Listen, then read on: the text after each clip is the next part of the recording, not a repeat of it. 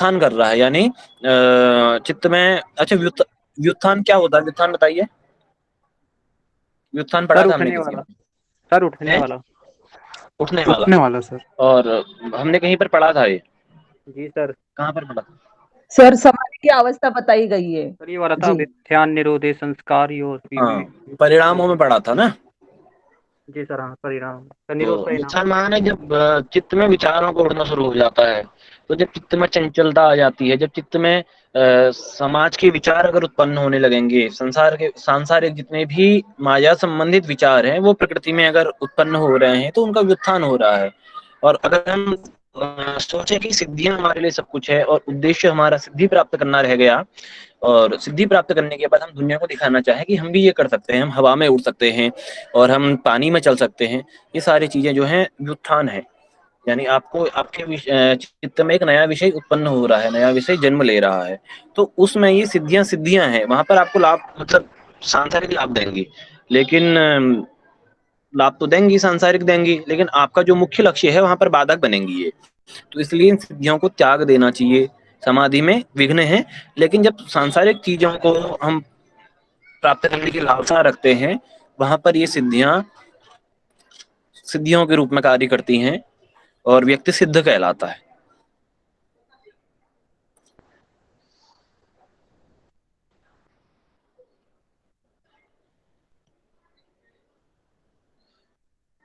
अंशुमान जी, जी sir. सूत्र पढ़िए। जी। बंध कारण शैथिल्य प्रत्याहार प्रचार संवेदना च चित्तस्य पर शरीरावेश। एक बार और पढ़ने की कोशिश कीजिए, धीरे धीरे पढ़िए, कोई हड़बड़ी नहीं है। बंध कारण शैथिल्य शैथिल्य प्रचार संवेदना च चित्तस्य पर शरीरवेश। एक बार और धीरे धीरे से आराम से पढ़िए। बंध कारण शैथिल्य प्रचार संवेदना च चित्तस्य पर शरीर वेशः। काफी इम्प्रूव हुआ 3 बार में, बस थोड़ा सा यहाँ पर रह गया था। जी। लक्ष्मी जी, जी सर, पढ़ूं? आवाज आ रही है सर? बंध कारण शैथिल्य शैथिल्या बंध कारण शैथिल्यात् प्रचार संवेदनाश्च चित्तस्य पर शरीरावेशः। यहाँ पर दोबारा पढ़िए। बंध कारण शैथिल्यात् प्रचार संवेदनाश्च चित्तस्य। हाँ ठीक है, थोड़ा सा है वो ठीक हो जाएगा। एक तो च यहाँ पर 2 हैं, संवेदना च। दूसरा, वेदनाश्च आपने जो श और स में अंतर होता है, बंध यहाँ पर कारण दंत शैली। हाँ हाँ सर, हाँ, अब सही है। तलाबिश और दंत सर। यस। आपने पहले दंत सकार बोला था, ये वो शैथिल्यात मेरा बोला ना था। सर शुरू से प्रोनाउंसिएशन ऐसा है स ठीक। को लेके, मेरी बहन हमेशा टोकती है मुझे। अभ्यासात तो कौन्तेय वैराग्येन गृह्यते, अभ्यास वैराग्याभ्याम तन्निरोधा, हो जाएगा। और दूसरा ये है, आपने तो पूरा बोला था, शैथिल्यात तो नहीं है, शैथिल्यात प्रचार संवेदनाच्च चित्तस्य पर शरीरावेशः। जी सर। तो इस सूत्र में भी बताया है। एक महात्मा हुए हैं जगत गुरु शंकराचार्य, आदि गुरु जिन्हें कहते हैं। उनके बारे में आपने सुना सुना होगा कि उन्होंने एक बार परकाया प्रवेश किया था, किसी दूसरे व्यक्ति के शरीर में भी उन्होंने प्रवेश किया था। तो उस सिद्धि के बारे में बता रहे हैं कि योगी किसी दूसरे के शरीर में, दूसरे के जो है पंचभूतात्मक शरीर में कैसे प्रवेश कर सकता है। तो 2 प्रकार से बताया कि एक तो कहा बंध कारण शैथिल्यात। बंध कारण, तो बंध कारण का अर्थ क्या है कि बंधन का कारण क्या है। बंधन का कारण कर्म है, क्योंकि हम कर्मों के ही बंधन में बंधते हैं और उसी बंधन से हम जन्म और मृत्यु को प्राप्त होते हैं। फिर बार बार पुनरपि जननम पुनरपि मरणम पुनरपि जननी जठरे शयनम, बार बार जन्म लेना मरना, ये सब बंधन का कारण है, जन्म मृत्यु के बंधन में बंधना। और उस जन्म मृत्यु के बंधन में बंधने का कारण कर्म है। तो कर्मों में शिथिलता से, शिथिलता का अर्थ क्या है यहाँ पर? कर्म की शिथिलता से आप क्या समझते हैं? निष्काम कर्म। सर कर्म का क्षय हो जाए, कर्माशय का क्षय हो जाना। कर्म का बैलेंस, बहुत शांत बढ़िया। कर दो। और कर्म का बैलेंस हो जाना। बैलेंस हाँ, होना, और कर्म अच्छे अच्छे नए इनबैलेंस नए हो विचार जाना। आ रहे हैं। सर सभी कर्म के को अलग शिथिल कर देना, कर्म को शिथिल कर देना सर। शीतल कर देना। जी सर, शिथिल सर, शिथिल। शिथिल कैसे करेंगे? वही तो पूछ रहा हूँ कि शिथिल का क्या अर्थ आप समझते हैं यहाँ सर कमी कमी होना। क्षमता के अनुसार पे? चित्त का निरोध करके और निष्काम सर करने से कर्म का तनु हो जाना, कर्म बंधन का तनु हो जाना सर। कर्म हो जाना, ठीक है। लगभग सभी के उत्तर सही आए हैं। जो कर्माशय वाला है वो बहुत ज्यादा सटीक आंसर है, हाँ वो क्योंकि ज्यादा हो गया सर। हाँ, क्योंकि कर्म का इसके बंधन बाद तभी तो फिर टूटेगा। जन्म मृत्यु ही से परे हो जाएंगे फिर। हाँ, कर्म का बंधन तभी टूटेगा जब आपके कर्माशय का क्षय हो जाएगा। क्योंकि कर्माशय माने कर्म संस्कार, जब तक चित्त में रहेंगे तब तक आपको कर्म करना पड़ेगा। यद्यपि संस्कार चित्त में रहते हैं, कर्म संस्कारों का क्षय नहीं हो सकता। वहां पर बताया ना, विराम प्रत्याभ्यास पूर्व संस्कार से शून्य, कि संस्कार तो रहेंगे चित्त में, लेकिन वो आपके बाकी की जो शेष कर्म रह गए हैं, प्रारब्ध रह गया है, उन सभी को भोगने के लिए रहेंगे।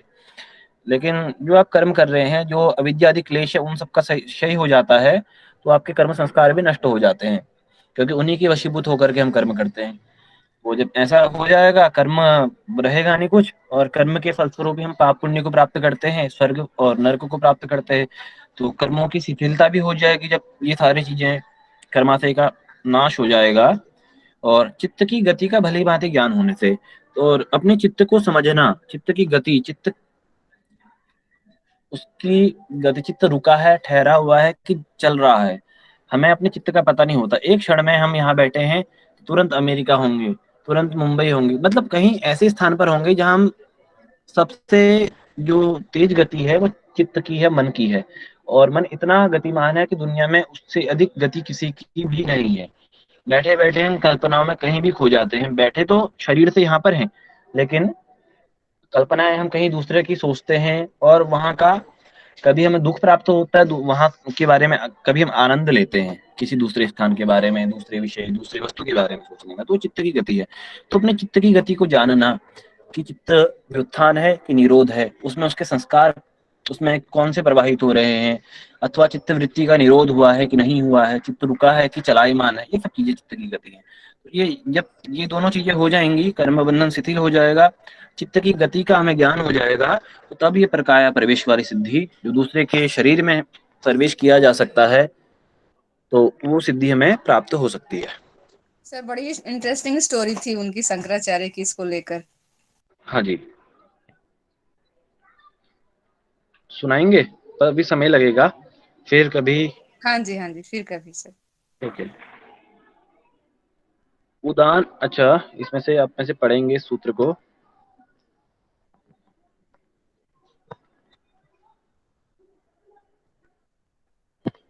जय कृष्णा जी, जी सर। पढ़िए सर।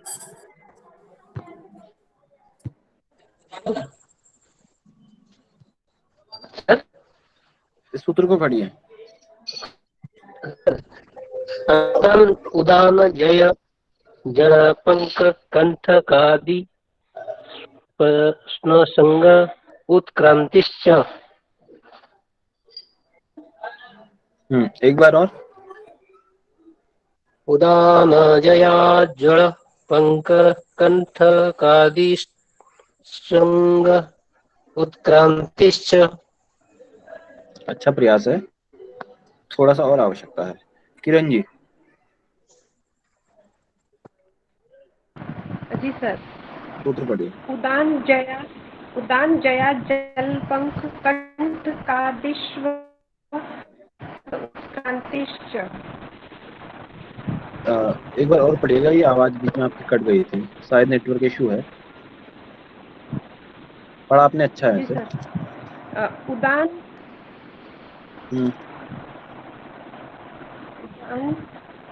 उदान जया जलपंख कंठ कादिश्व संग उत्क्रांतिश्च। अच्छा,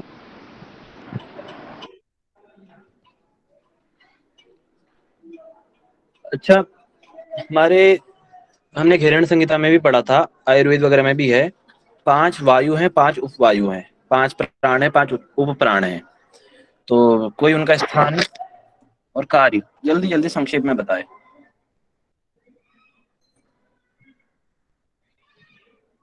सर बताऊं मैं? हाँ जी बताइए। प्राण प्राण 5 प्राण है, 5 उपप्राण है। पहला एक प्राण का जो स्थान है वो हृदय से लेकर कंठ तक है। फिर प्राण समान नाभि से लेकर हृदय तक समान वायु। देन प्राण समान उपान नाभि से लेकर गुदा तक नीचे की ओर अपान वायु। उदान जो कंठ से ऊपर है और व्यान पूरे शरीर में व्याप्त होता है। और उप प्राण में नाग, जिससे हम खाते हैं तो डकार वाली जो डकार आती है वो है नाग। उपप्राण का कार्य नाग, कुर्म जो पल के झपकती हैं वो, और नाग, कुर्म, क्रिकल, क्रिकल का छींकना वाला है। और देन देवदत्त, देवदत्त का है आपका जम्हाई आना। और धनंजय, धनंजय प्राण की वजह, प्राण की वजह से शरीर वो मरने के बाद भी शरीर में कंटिन्यू होता है, जिसकी वजह से हम डेथ भी कर जाते हैं तो कुछ ऑर्गन्स हमारे एक्टिव होते हैं। अच्छा, तो अब कुछ वायुओं को अब उनके बारे में आ रहा है कि जो हमारी वायु हैं, प्राण आदि, तो उनकी सिद्धि से क्या होगा। तो कहा उदान जयात, यानी जो उदान वायु है उस पर जय प्राप्त करने से जल पंख कंटकादिषु, जल पंख, जल माने पानी, पंख माने कीचड़, कीचड़, पंकज कहते हैं ना। तो जो माने उत्पन्न होना, पंख माने कीचड़, कीचड़ में उत्पन्न होने वाला जो फूल है वो कमल कहलाता है। और कंटक, कंटक माने कांटे। तो जब हम उदान वायु को जीत लेते हैं, उस पर सिद्धि प्राप्त कर लेते हैं, तो इससे जल, पंख और कांटों में हमें हमारे शरीर का असंग हो जाता है। हमारा शरीर का उन कीचड़, कांटे और जल से संयोग नहीं रहता, अर्थात ऊर्ध्व गति होती है, उत्क्रांति। मतलब दो चीजें हैं, चौ बोला है। एक तो उत्क्रांति हो गई, व्यक्ति ऊपर उड़ जाता है, हवा में उड़ने की उसको शक्ति प्राप्त हो सकती है, ये है। और दूसरा बोला कि असंग होगा जल, पंख और कंटकों से। असंग का अर्थ ये है कि जो पानी है, कीचड़ है और कांटे हैं, तो ये व्यक्ति पर कोई प्रभाव नहीं डालेंगे। अगर हम पानी में पैर रखेंगे तो हम उसके ऊपर चल सकते हैं, कीचड़ में हम दलदल होगा तो वहां पे धसेंगे नहीं, और कांटों में पैर भी पड़ेगा तो शरीर को कोई नुकसान नहीं होगा। इस प्रकार से अगर हम उदान वायु को जीत लेंगे। और दूसरा ऊर्ध्व गति होगी। ऊर्ध्व गति का अर्थ है कि हमें ऊपर उड़ने की या हवा में चलने की ये सारी शक्तियां प्राप्त होंगी। अगला बताया समान जया ज्वलनम, समान वायु को जय करने से, उसको जीतने से ज्वलनम होगा। ज्वलनम का अर्थ दीप्तिमान, प्रकाशमान। योगी का शरीर तेजोमय हो जाएगा। योगी के शरीर में एक विशेष प्रकार का तेज होगा, और उसकी जो जितनी भी शरीर की अग्नियां हैं, देहाग्नियां हैं, वो समान रूप से कार्य करना शुरू करेंगी, समान रूप से प्रज्वलित होंगी, और प्रत्येक अग्नि अच्छी प्रकार से कार्य करेगी। तो शरीर में एक विशेष प्रकार का तेज, विशेष प्रकार का ओज, आभा मंडल निर्मित होगा। तो यही जो है शरीर दीप्तिमान हो जाता है, प्रकाशमान हो जाता है समान वायु को जीतने से। और समान वायु का जो कार्य है वो क्या है, कहाँ पर स्थान है उसका? नाभि पर। नाभि पर। पाचन क्रिया। कार्य क्या उसका? चयापचय का है, मेटाबॉलिज्म। तो जो भी पाचन वगैरह का, तो अग्नि से संबंधित ही है। अग्नि से संबंधित है, इस वजह से ही ये सब जो है अग्नि से संबंधित क्रियाएं भी वहां पर हो रही हैं। प्रकाश हो रहा है, शरीर में तेज बढ़ रहा है, सारी चीजें होंगी।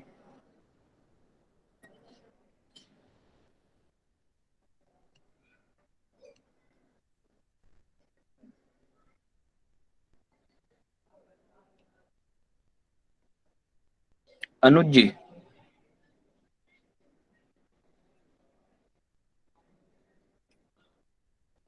अनुज बंगारी जी, सूत्र को पढ़िए।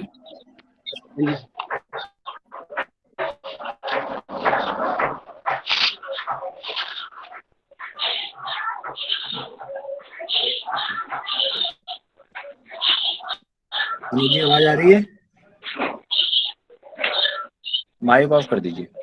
हाँ जी सर। सूत्र पढ़िए। सर बोलो, पढ़ो सर। हाँ जी पढ़िए। पढ़ो सर। पढ़िए पढ़िए। शोक्त्राकाश्यो संबद्ध संयामात् शोक्त्रम दिव्यम शोक्त्रम।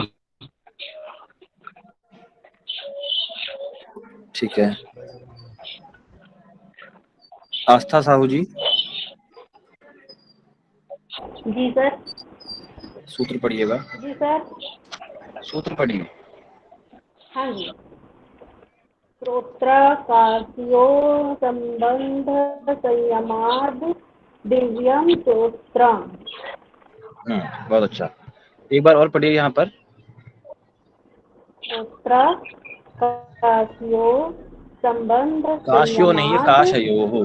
जो शाह है ये वाला ताले पे शकार है, ये पूरा है, इसका जो उच्चारण होगा पूरा होगा। श्रोत्रा काशयो हो। ठीक है। श्रोत्रकार्यो संबंध हाँ, संयमाद एक बार और बोलिए। दिव्यम काशयो हो, श्रोत्रम। काशयो हो। काशयो हो। हाँ, बाकी सब ठीक है। श्रोत्रा काशयो हो संबंध संयमा दिव्यम श्रोत्रम। जब श्रोत्र और आकाश इन दोनों के संबंध में संयम कर लेंगे तो दिव्य श्रोत्र प्राप्त होंगे। दिव्य श्रोत्र का अर्थ है कि हमें दिव्य सुनने की शक्ति आ जाएगी। हम बैठे बैठे दूर देश की बातें सुन सकते हैं। हमें हमारे कानों में दिव्य विषय उत्पन्न होने लगेंगे, दिव्य ध्वनियां सुनाई देने लगेंगी, जो नाद की अवस्था में सुनाई देती हैं। वीणा, भेरी, ये सारी चीजें, और नाद सुनाई देने लगेगा। ये दिव्य श्रोत्र है। और दिव्य माने जो अच्छी चीजें हैं। अगर हम हरि भक्ति की कथाएं सुनना चाहते हैं तो वो सुनाई देने लगेगा। अथवा किसी की बात अगर हम सुनना चाहते हैं, बैठे बैठे दूर देश में ऐसे बहुत सारे लोग होते हैं, बैठे बैठे बता देते हैं कि उसने आपके बारे में वहां कुछ कहा। तो ये सब दिव्य श्रोत्र है। और ये कैसे होगा? कहा श्रोत्र और आकाश में संयम करने से। कान और आकाश का संबंध क्या है, ये हम पढ़े हुए थे। सर शब्द है इसका विषय, तो हम आकाश का विषय शब्द है तो हम कान से सुनते हैं उसे। हाँ, आकाश उत्पन्न हुआ है शब्द से, और शब्द है कान का विषय। इसीलिए कान और आकाश का भी संबंध होगा, शब्द और आकाश का भी संबंध होगा, आकाश और कान का भी संबंध होगा। ये सारी चीजें होंगी आपस में। और कान का संबंध आकाश से है तो परस्पर मिली हुई है, संकीर्ण चीजें हैं।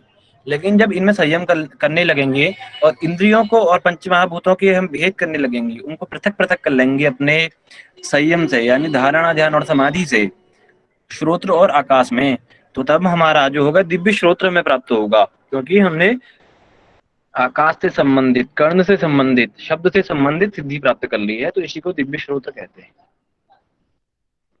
सर पुरुष ज्ञान में भी यही सिद्धि प्राप्त हुई थी क्या? पुरुष ज्ञान में भी ये सिद्धियां जो बता रहे हैं श्रोत्र इंद्रिया वाली, उसमें भी था ना सर? प्रातिप श्रावण वेदना वार्ता स्पर्श, ये सब जो थे। हाँ, उसमें भी सर ऐसे ही कुछ था ना? हाँ, इस टाइप से उसमें भी तो ऐसा है ना कि उसमें भी सर यही सिद्धि होगी। मंजिल एक ही होती है, उसके रास्ते अनेकों हो सकते हैं, अलग अलग हो सकते हैं। तो फल सिद्धियां एक है, मतलब जैसे शब्द से संबंधित सिद्धि एक है, तो उसको करने के तरीके अलग अलग हो सकते हैं ना। जैसे दिव्य सुनने की शक्ति एक है, मतलब शक्ति तो वही है दिव्य वाली, दिव्य आपको नाद सुनाई देगा। लेकिन ऐसी सिद्धियों के रास्ते अलग अलग हो सकते हैं, माध्यम अलग अलग हो सकते हैं। अब जिसका प्रयोग करें।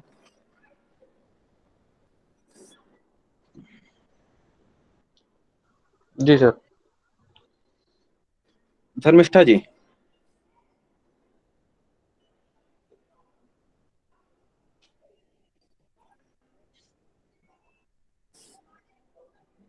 धर्मिष्ठा जी,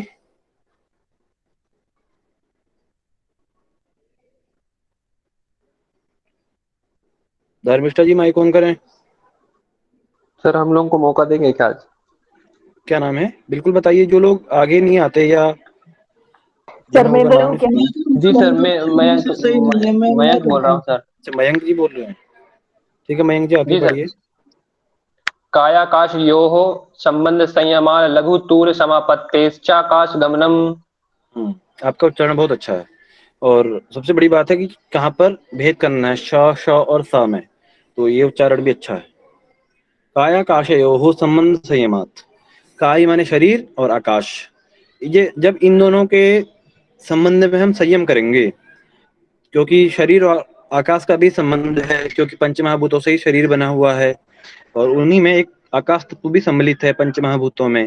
तो शरीर और आकाश के संबंध में संयम कर लेने से लघु तूल समापत्ते है, हल्की वस्तु में, क्योंकि जो है, अच्छा इसको समझिए, लघु तूल समापत्ति किसी हल्की वस्तु में, रुई आदि वस्तु में संयम करने से।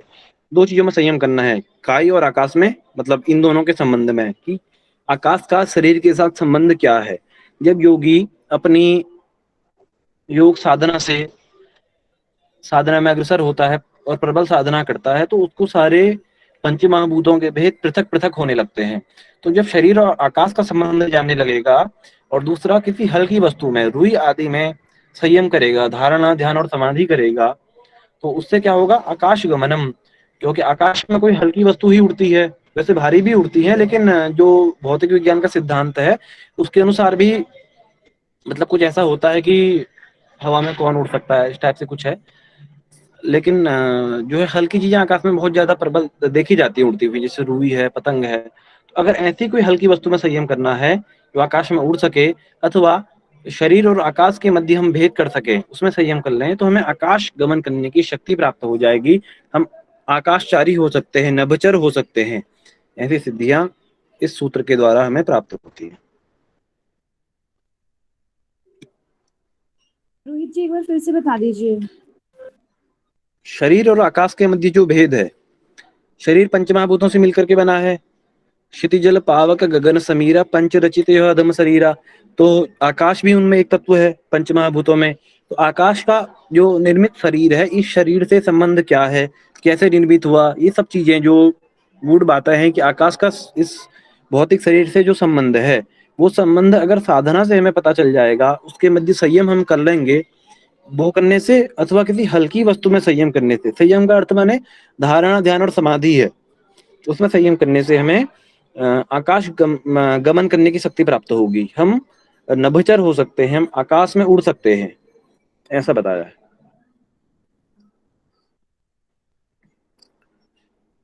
और किसी को मौका नहीं मिला अब तक सूत्र पढ़ने का? ईमानदारी से बताइए। मुझे नहीं मिला। जिसको मौका नहीं मिला वो बताए। मेरा उच्चारण सर सही नहीं है, इसलिए मैं करता हूँ। सर मेरा भी नहीं उच्चारण है। सही नहीं है। सर मेरा भी नहीं है। ये पहले किसने बोला था उच्चारण वाली बात? सर मैं मनोज जी ने। सर मेरा भी नहीं है। ठीक है, इसके बाद आपका नंबर आएगा। मनोज जी पहले आप पढ़िए। जी सर मैं पढ़ूं सर? पढ़िए। जी सर। बहिर्कल्पिता वृत्तिर महाविदेह ततः प्रकाशावरण क्षयः। अच्छा इतना अच्छा तो है मनोज भैया, कैसे कर रहे हो? ठीक है बहुत ये बढ़िया। अच्छा मुझे लगा सही नहीं है ना, इसलिए। ठीक है, इस सूत्र को हम आगे पढ़ेंगे, तो किसका प्रकरण आगे आ रहा है अगले सूत्र में, तब तक इसको पढ़िए। सर अगले वाला इससे स्थूल स्वरूप सूक्ष्मान व्यार्थ तत्व संयमात भूत जय है। यहाँ पर गड़बड़ कर गए। दोबारा स्थूल स्वरूप सूक्ष्मान व्यार्थ तत्व संयमात भूत जय है। तत्व है कि वत्व है? सर स्थूल स्वरूप सूक्ष्मान व्यार्थ वत्व संयमाद भूत जय। बहुत अच्छा उच्चारण है, तो आप ऐसा ना कहिए कि आपका उच्चारण अच्छा नहीं है। ठीक है।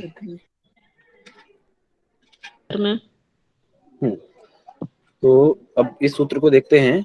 कहा कि स्थूल स्वरूप सूक्ष्म अन्वय और अर्थवत्व, ये 5 चीजें हैं। इनमें संयम करने से भूत जय होता है। भूत माने भूत प्रेत पिशाच ये वाले नहीं है, जो पंचमहाभूत है उनका वर्णन है, उन पर विजय प्राप्त होती है पंचमहाभूतों पर। कैसे होगी? तो कहा कि जो प्रत्येक महाभूत है, माने जितने भी हमारे शब्द रूप नहीं सॉरी पृथ्वी अप तेज वायु और आकाश है, इनमें इनकी 5 अवस्थाएं हैं। वो है एक स्थूल अवस्था, स्वरूपावस्था, सूक्ष्म अवस्था, अन्वय अवस्था और अर्थवत्व अवस्था। जब ये 5 अवस्थाएं हैं, इनको हम जान लेंगे, पृथक पृथक से इनमें भेद कर लेंगे, क्योंकि हमारा जो शरीर बना है इन 5 से ही मिलकर के बना है। तो जब ये चीजें 5 संकीर्ण हो गई हैं, मिल गई हैं, तब शरीर का निर्माण हुआ। और इन पांचों चीजों को हम अलग अलग करके इनमें संयम कर लेंगे या उनके विषय में पूरा जान लेंगे कि शरीर का निर्माण कैसे कैसे होता है और उनके कार्य क्या क्या है, ये सब अगर हम जानेंगे तो हमारा जो पंचमहाभूत है उन पर विजय प्राप्त हमें होगी। तो हम पढ़ेंगे कि स्थूल अवस्था क्या है।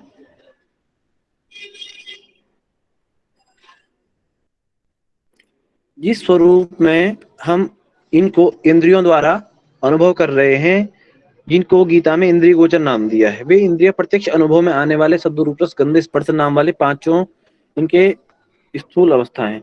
मतलब कहने का तात्पर्य इतना ही है कि जब हम इनका ग्रहण कर रहे हैं स्थूल अवस्था, अभी हम सूंघने का कार्य कर रहे हैं, देखने का कार्य कर रहे हैं, अथवा स्वाद लेने का कार्य कर रहे हैं, गंध और जो है रूप का कार्य कर रहे हैं, स्पर्श का कार्य कर रहे हैं, तो ये इनकी स्थूल अवस्था है। माने सूक्ष्म विषयों से ये संबंधित हैं, लेकिन वो हमें दिखाई दे रहे हैं, सुनाई दे रहे हैं, क्योंकि स्थूल विषय सारे जो शब्द रूप रस गंध स्पर्श है ये सूक्ष्म तन्मात्राएं हैं, लेकिन कार्य स्थूल विषयों पर ही करती हैं।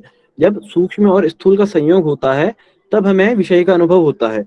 रूप जो है सूक्ष्म तन्मात्रा है, लेकिन वो जब वस्तु के साथ, स्थूल वस्तु के साथ संलिप्त होती है, शब्द और श्रोत्र सॉरी जो शब्द और कान, इन दोनों का जब संबंध होता है तब हमें ध्वनि सुनाई देती है।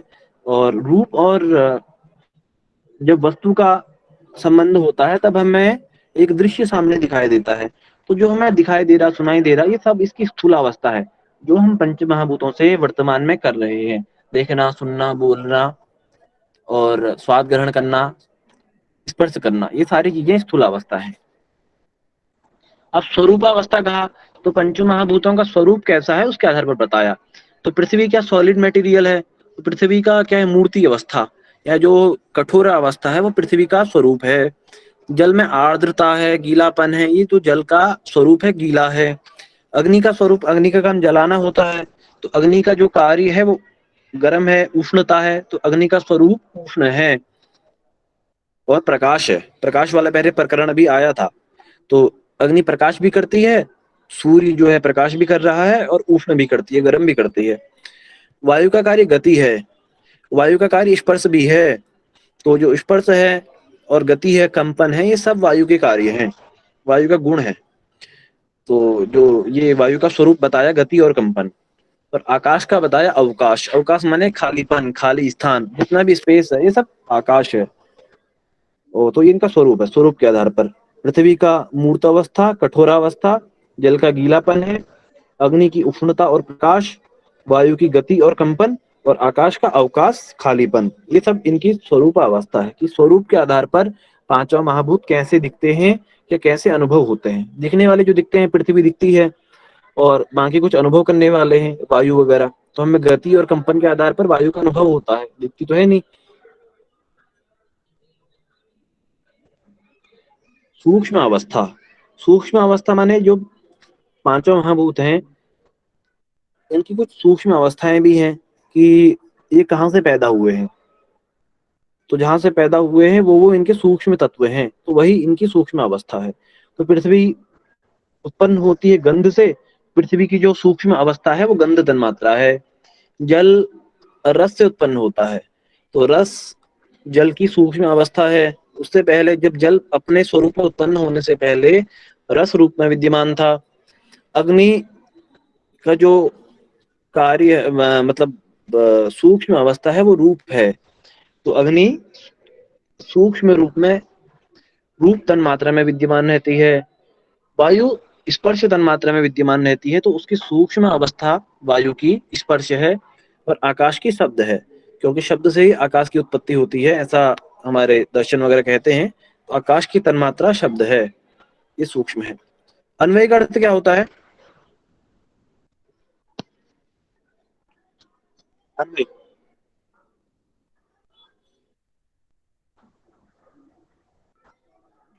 इसके जो तीनों गुण हैं पांचों भूतों के, सत, रज और तम, यानी उसका स्वभाव,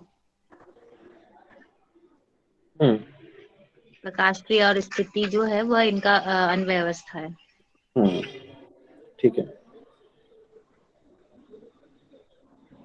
अन्वय मैंने होता है मिला जुला हुआ। तो पांचों गुण जब मिलकर कार्य करते हैं, सत रज और तम से ही उत्पन्न होते हैं।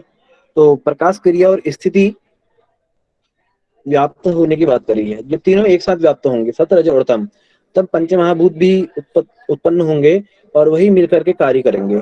तो ये जब तीनों गुण पंचमहाभूतों के साथ मिलकर के कार्य करते हैं और इन पंचमहाभूतों का संबंध तीनों गुणों से होता है, तो इनकी अन्वय अवस्था कहलाती है। क्योंकि पंचमहाभूतों की स्थिति ही प्रकाश, क्रिया और स्थिति है ना। प्रकाश माने शत्रुगुण, क्रिया माने चलायमान और स्थिति माने जड़ता, ठहरना। तो ये पांचों भूतों में विद्यमान रहते हैं ये सारे की सारी चीजें। और जब दोनों मिलते हैं और मिल करके कार्य करते हैं, अन्वय रूप में कार्य करते हैं, इसी को अन्वय अवस्था कहते हैं। अर्थवत्व माने जब पांच महाभूत या कोई मात्रा अथवा कोई भी तत्व कार्य करता है तो उसका कोई ना कोई परियोजन रहता है। ऐसे ही प्रकृति का भी परियोजन था कि पुरुष का भोग और अपवर्ग, कि पुरुष को मुक्ति देना और पुरुष का भोग कराना। तो पंच महाभूत जो हैं ये भी तो उस प्रकृति के ही अंग हैं। तो इनका भी कार्य पुरुष का भोग है और अपवर्ग है। तो ये अर्थवत्व है। अर्थ माने प्रयोजन, पुरुष के प्रयोजन को पूर्ण करना। और पुरुष का प्रयोजन ये तो भोग है, प्रकृति का भोग करना अथवा मुक्ति प्रदान करना। पंच महाभूतों का भी उद्देश्य यही होगा, इसलिए होगा क्योंकि ये उस प्रकृति के ही अंग हैं। तो ये जब चीजें होंगी तो इन पर संयम कर लेने से, इन पांच अवस्थाओं में संयम कर लेने से हमें इन पंच महाभूतों पर विजय प्राप्त होगी। हम भूत जय कहलाएंगे।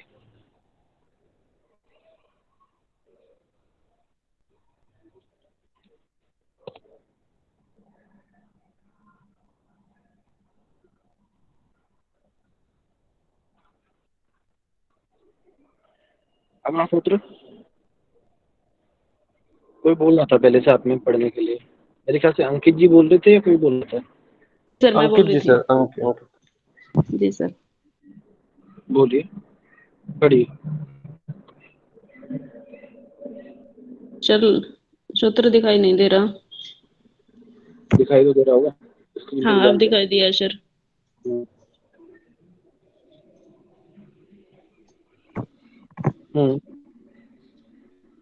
पढ़िए।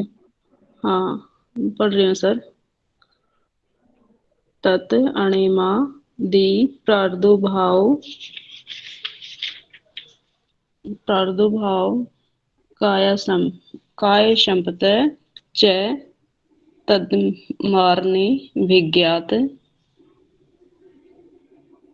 विज्ञातश्च। और कोई पढ़ना चाहेगा? सर मैं पढ़ूं? पढ़िए। मैं पढ़ता हूँ। सर मेरा ये तो बताओ। कौन पढ़ रहा था पहले? एक बार और पढ़िए फिर बताता हूँ। सर मैं पढ़ रहा हूँ। जी सर मैं पढ़ रही थी। पढ़िए। जी सर। ततो अणिमा दि प्रादुर्भाव काय संपत्त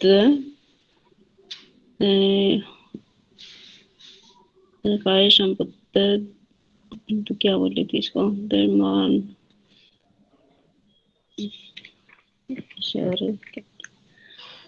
तद्मान विज्ञातश्च। Thank you sir.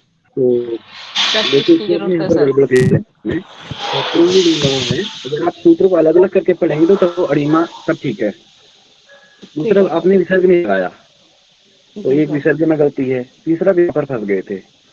तो काय धर्मान अभिघातश्च। कोई और पढ़ेगा फिर मैं दोबारा समझाऊंगा इसको। पढ़िए। ठीक है सर। मैं पढ़ूं सर। ततो अणिमादि प्रादुर्भावः काय संपत धर्मान विघातश्च। मेरे कार्य था नहीं सूत्र पढ़ाने का, पर मैं बीच बीच में आपको चेक कर रहा हूँ कि आप कहाँ तक पहुँचे हैं। सर मैं पढ़ूं क्या? पढ़िए।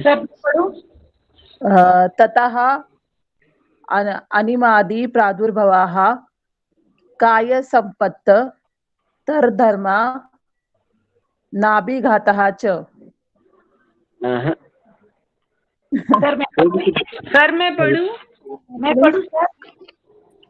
सर मैं पढ़ूं? आपकी आवाज पता नहीं कौन बोल रहा है। मैं प्रमीला अग्रवाल बोल रही हूँ सर, मैं पढ़ूं? मीनाक्षी बोल पढ़िए।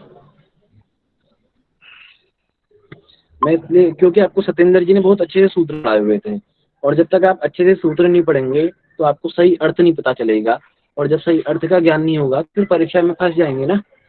ये चीजें आपके लिए हैं, तो पढ़िए।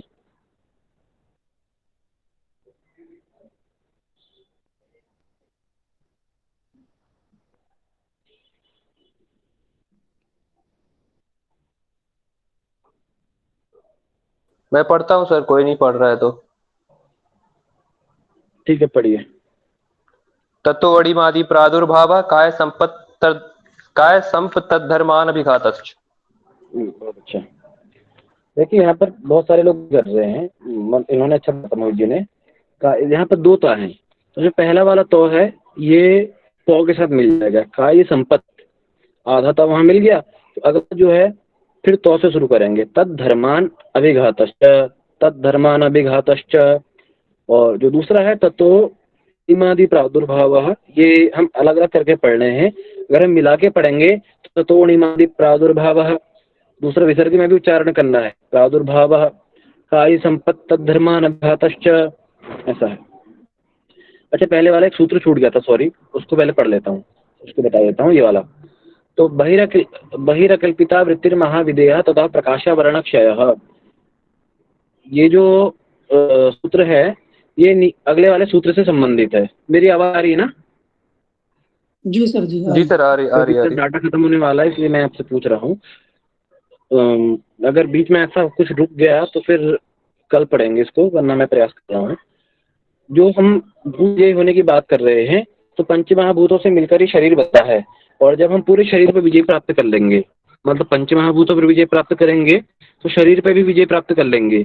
और जब हम विजय प्राप्त कर लेंगे तो क्या होगा, तो कहा था तो बहिरकल्पिता वृत्तिर्महाविदेह, शरीर के बाहर की वृत्ति बताई है जिसको महाविदेह कहते हैं, अकल्पित वृत्ति है। और वो हमें प्राप्त होती है जिससे प्रकाश के आवरण का क्षय होता है, जो ज्ञान होता है उसका नाश हो जाता है। अब इसको थोड़ा सरल तरीके से समझें कि महाविदेह माने तो शरीर से परे है। शरीर से परे का अर्थ यह है कि हम किसी भी चीज को जानने के लिए शरीर का सहारा लेते हैं, जिनमें हमारी इंद्रियां प्रमुख रूप से उस विषय को जानने के लिए, शब्द रूप रस गंध स्पर्श, और वो जानने का कार्य मन करता है पहले और बुद्धि करती है। स्वाभाविक रूप से हम मन को ही उसमें, मतलब सुख दुख ये विषय मन के हैं, तो हम मन को ही उसमें ज्यादा प्रभावी मानते हैं कि मन इनको जान रहा है, क्योंकि बुद्धि तक वो ज्ञान होता है और मन तक भी होता है। क्योंकि कोई वस्तु में अच्छी लगती है, इंद्रियां हमें बता रही हैं, लेकिन अच्छा लगना और बुरा लगना ये बताता है मन, तो वो माध्यम इंद्रियां हैं। लेकिन जब मन को किसी इंद्रियों का सहारा नहीं लेना पड़ता, मन बिना शरीर के सहारे से, बिना इंद्रियों के सहारे से बाहर अपने आप स्वतंत्र होकर विचरण कर सकता है, और बैठे बैठे दुनिया की सारी चीजों का, मतलब पंच महाभूतों से संबंधित जितने भी विषय हैं उन विषयों का ज्ञान बैठे बैठे कर सकता है। तो उसको कहते हैं अकल्पित वृत्ति, यानी महाविदेह उसका नाम है। शरीर के बाहर अकल्पित स्थिति का नाम महाविदेह है। अकल्पित स्थिति माने जब मन शरीर के बाहर अपने जाने लगता है। सामान्यतः बाहर की चीजों को देखने के लिए इंद्रियों की हमें जरूरत होती है, लेकिन और वो इंद्रियां ज्ञान मन तक पहुंचाती हैं। लेकिन जब इंद्रियां पूरी रूप से निष्क्रिय हो गई हैं और हम समाधि में बैठे हैं और हमने इंद्रियों को रोक लिया है, इंद्रियों को रोकने के बाद बैठे बैठे हम मन को बाहर को छोड़ करके शरीर के बाहर मन विचरण करे, और वहां से अन्य सारी चीजों का, जैसे कोई दूर देश में कोई वस्तु देखनी है, कुछ सुनना है, पांचों महाभूतों से संबंधित जो भी विषय हैं उनको अर्जित करना हो, तो ये कार्य मन शरीर से बाहर निकल के कर सकता है। इसी को ही अकल्पित वृत्ति कहते हैं और इसी का नाम महाविदेह है। और जब ऐसी सिद्धि प्राप्त होती है महाविदेह नाम की, तो उससे क्या होगा, तो कहा प्रकाशावरण क्षय, बुद्धि के ज्ञान शक्ति के आवरण का क्षय हो जाता है। बुद्धि की ज्ञान शक्ति माने जो भी बुद्धि में कर्म संस्कार है अथवा बुद्धि से संबंधित ज्ञान है। बुद्धि कोई विशेष ज्ञान नहीं, यदि भी बुद्धि में पुरुष का ज्ञान पड़ता है, पुरुष का प्रतिबिंब पड़ता है, लेकिन वो पड़ता है जब सारी वृत्तियों का निरोध हो जाता है तब। और जब हम संसार के विषयों की बात कर रहे हैं, मन बाहरी विषयों में लगा हुआ है और बाहर के विषयों का ज्ञान कर रहा है, उस समय में बुद्धि में जो है संसार संबंधित ज्ञान होगा। और ऐसे ज्ञान का भी नाश इस सिद्धि के द्वारा होता है। जब महाविदेह सिद्धि प्राप्त होती है तो इस सिद्धि से प्रकाश का क्षय हो जाता है, ज्ञान का क्षय हो जाता है। और ये ज्ञान के क्षय होने की बात पहले भी 2-3 सूत्रों में आ चुकी है। तो ज्ञान माने पुरुष से संबंधित ज्ञान नहीं है, जो सतोगुण से संबंधित और बंधन में बांधने वाला ज्ञान है, उस ज्ञान की बात करी है। तो उसका आवरण नष्ट हो जाता है। बुद्धि में जो चीजें ढकी हुई है, मतलब जिस ज्ञान ने बुद्धि को ढका हुआ है, जिस ज्ञान में बुद्धि बधी हुई है, वो आवरण नष्ट हो जाता है और बुद्धि पुरुष के ज्ञान के लिए अग्रसर होती है। ऐसा इस सूत्र का भावार्थ है। सर जो प्राणायाम वाला फल है वो भी ऐसे ही है ना उसका? हाँ, वो भी इस टाइप से ही है। ततः क्षिते प्रकाशावरणम जो था। हाँ, तो आज के लिए इतना ही रखते हैं। अगर किसी का कोई प्रश्न इसमें से है तो आप पूछिए। सर ये वाला फिर से रिपीट कर दीजिए ना, नहीं समझ में आया। जी सर, ये रिपीट कर दीजिए। वृत्तिर महाविदेह वाला ना? नहीं सर, बहिर्कल्पिता वृत्ति महाविदेह। हाँ यस सर। हाँ, वही वाला ना। इससे हमने पहले नीचे वाला सूत्र पढ़ा था कि हमें किसी भी चीज को जानने के लिए शरीर की जरूरत होती है। हमने शरीर पर विजय प्राप्त कर ली है, हम इन पंचमहाभूतों पर विजय प्राप्त कर ली है। और जो शब्द रूप रस गंध स्पर्श हैं, ये इंद्रियां, मतलब इनकी जो इंद्रियां हैं, 5 ज्ञानेंद्रियां, उन पर भी विजय प्राप्त कर ली है। और शरीर हमने पूरी तरह से मतलब उसको रोक लिया है बाहर के ज्ञान करने से। और उस समय क्या होगा, हम बैठे बैठे अपने मन के द्वारा बाहरी विषयों का ज्ञान कर सकते हैं इस महाविदेह नाम की सिद्धि से। इस सिद्धि का नाम है महाविदेह, मतलब एक नाउन है, एक संज्ञा है महाविदेह। और इसको कहते हैं अकल्पित वृत्ति। अकल्पित माने कल्पना से भी परे है, कि हम बैठे बैठे किसी भी चीज का ज्ञान कर लें, दूर दूर देश में सुनना, देखना, और ये चीजें कि जिसमें शरीर की आवश्यकता ही ना हो। शरीर एक जगह पर स्थिर है और शरीर से निकल के मन दूर देश में जा रहा है और वहां का सारा ज्ञान कर ले रहा है। तो महाविदेह इस शक्ति को कहते हैं। विदेह माने विगतः देह विदेह, जिसने अपने शरीर को त्याग दिया वो विदेह है।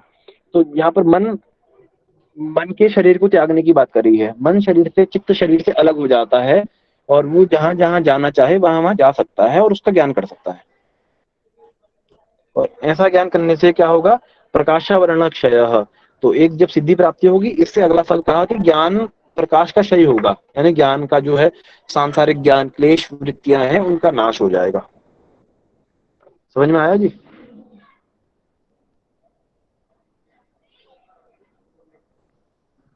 तो लास्ट का वाला एक बार और बता दीजिए, वो ज्ञान सर गया। आपने प्राणायाम पढ़ा था? जी सर। सर लास्ट में जो ज्ञान का आवरण है, तो वो जो हम क्लेश अविद्या है वो ज्ञान नष्ट होगा, कि जो हम विषयों से जो प्राप्त करते वो नष्ट होगा? तो ये सारे क्लेश से तो संबंधित होते हैं ना विषय भी। जब विषय क्लेश होंगे तभी चित्त में विषय उत्पन्न होंगे। कर्म बंधन में भी आदमी तभी बधेगा। तो जब क्लेशों का ही नाश हो जाएगा तो बाहरी विषय सारा नष्ट हो जाएगा, बाहरी ज्ञान सारा नष्ट हो जाएगा। और सतोगुण भी एक जो है बंधन में बांधने वाला ज्ञान है, वो भी ज्ञान है, अच्छा ज्ञान है, पर आगे बढ़ाता है। लेकिन सतोगुण में होते हुए भी व्यक्ति बंधन में बंध जाता है, तो उसका भी नाश हो जाएगा। सर तो निरुद्ध की अवस्था बोल रहे हैं यहाँ पे आप? हाँ, वो होने लगेगी, क्लेश नाश हो जाएंगे, कर्म संस्कार सारे नष्ट हो जाएंगे।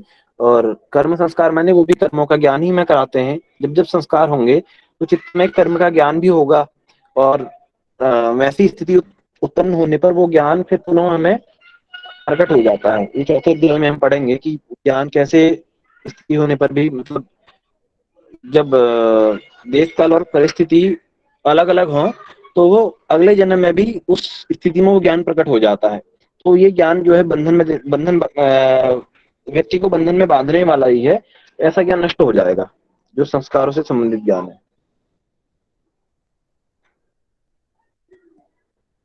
आप किसी का कोई प्रश्न है? और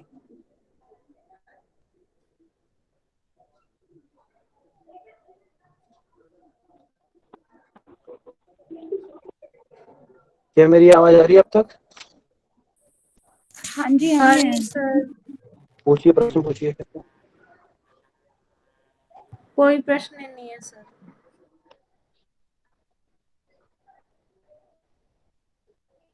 शायद मेरा डाटा खत्म हो गया, तो हम अगली कक्षा में इसको करेंगे। और जहाँ तक है, कल फ्राइडे है, की रहेगी। परसों की क्लास में इस चैप्टर को पूरा हम करके चौथे अध्याय में प्रवेश करेंगे। तब तक के लिए धन्यवाद और नमस्कार। अपने हाँ जी, अपने प्रश्न रखे। सर कल छुट्टी है। कल फ्राइडे है फिर? हाँ जी, छुट्टी है कल की। ठीक है, तो आप अपने प्रश्न नोट करके रखिएगा। हम अगली कक्षा में बात करेंगे, क्योंकि मुझे कुछ नहीं दिखाई दे रहा स्क्रीन पर। मेरे